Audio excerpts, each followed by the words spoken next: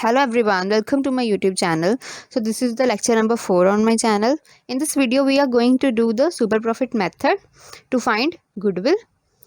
पहले आपको पता होना चाहिए कि सुपर प्रॉफिट होता क्या है. First you should know what is the meaning of super profit and why we are calculating it.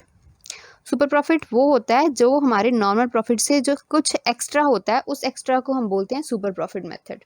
Okay, तो सुपर प्रॉफिट इज सिंपली कि जो हमारा नॉर्मल प्रॉफिट है उससे जो एक्स्ट्रा हम गेन कर रहे हैं उसको. एग्जाम्पल ले सकते हैं कि जैसे 2 फर्म्स हैं, दोनों सेम एक्टिविटी परफॉर्म कर रही हैं, दोनों ही सीमेंट बना के बेच रही हैं. जो पहली फर्म है उसको प्रॉफिट ज़्यादा हो रहा है, लेकिन जो सेकंड फर्म है उसको प्रॉफिट कम हो रहा है. दोनों ही सेम क्वालिटी का बेच रही हैं, लेकिन जो फर्स्ट फर्म है जितना उसको प्रॉफिट ज़्यादा हो रहा है उसको हम बोलेंगे सुपर प्रॉफिट. एंड जो नॉर्मल प्रॉफिट है वो भी उसको रिड्यूस करके एवरेज प्रॉफिट में से हम सुपर प्रॉफिट कैलकुलेट कर सकते हैं. So what is the formula? Average profit minus normal profit. Average profit हमने लास्ट वीडियोस में बहुत अच्छे से किया था and normal profit I will explain you in this video.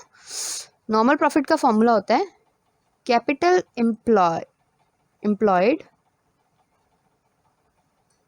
Multiplied by normal rate of return. Rate of return को मैं ROR से लिख रही हूँ, वैसे हम इसको कैपिटल R से डिनोट करते हैं, divided by 100. Okay, so capital employed के भी फाइंड करने के 2 वेज होते हैं, 2 अप्रोचेज होती हैं.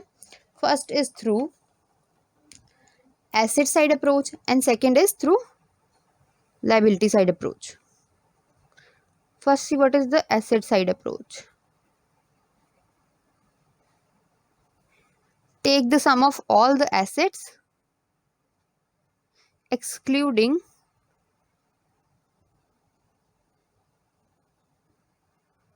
goodwill,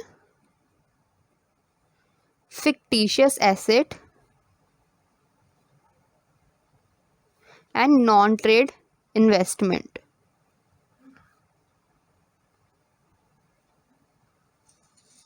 अब फिक्टिशियस एसेट्स क्या होते हैं? फिक्टिशियस एसेट्स होते हैं जैसे हमारे एक्रूड इनकम हो गई, प्रीपेड एक्सपेंसेस हो गए, उसको हम बोल देते हैं fictitious assets. And non trade investments कौन सी होती हैं? जो हमारे हम इनकम अर्न करने के लिए इन्वेस्टमेंट्स करते हैं, अपने बिजनेस के लिए नहीं करते. सपोज हमने शेयर्स में इन्वेस्ट किया है, डिबेंचर्स में इन्वेस्ट किया है, that is called non trade investment. Okay, तो ये सारा करके उसके बाद हमने इसमें से रिड्यूस कर देना है आउटसाइडर्स लाइबिलिटी को.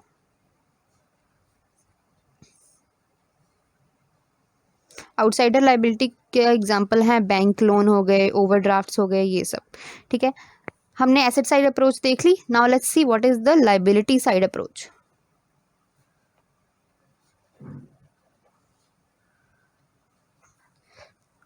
फर्स्ट एक कैपिटल एड रिजर्व्स लेस क्या करना है?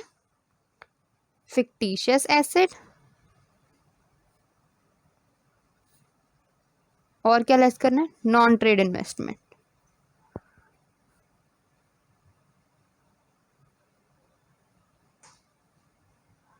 ठीक है, सो हम कैपिटल एम्प्लॉयड को या तो एसेट साइड अप्रोच से फाइंड करते हैं या फिर लाइबिलिटी साइड अप्रोच से फाइंड करते हैं.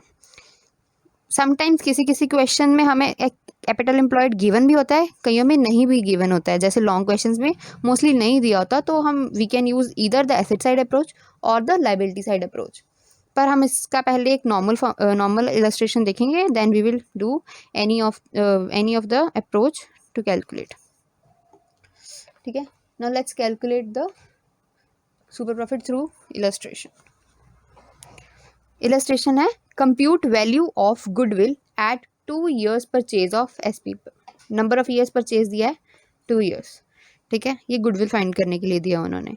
एंड एवरेज प्रॉफिट हमारे पास है 21,500. कैपिटल एम्प्लॉयड गिवन है इसमें 2 lakhs. Normal rate of return भी गिवन है 10%. First we will calculate the normal profit.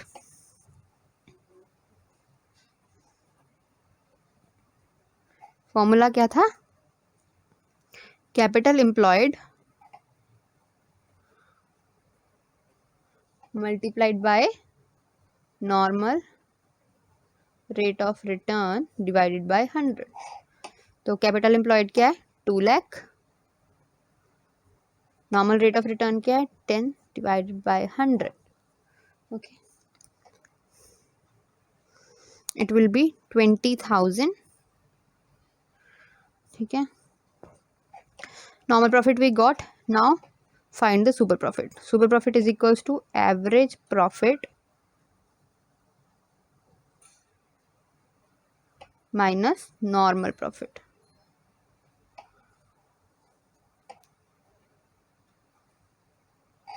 ठीक है, एवरेज प्रॉफिट कितना है हमारा 21,500 minus 20,000 is the normal profit, that is 1,500 हमारा आ गया super profit SP. Okay, now calculate goodwill from this super profit.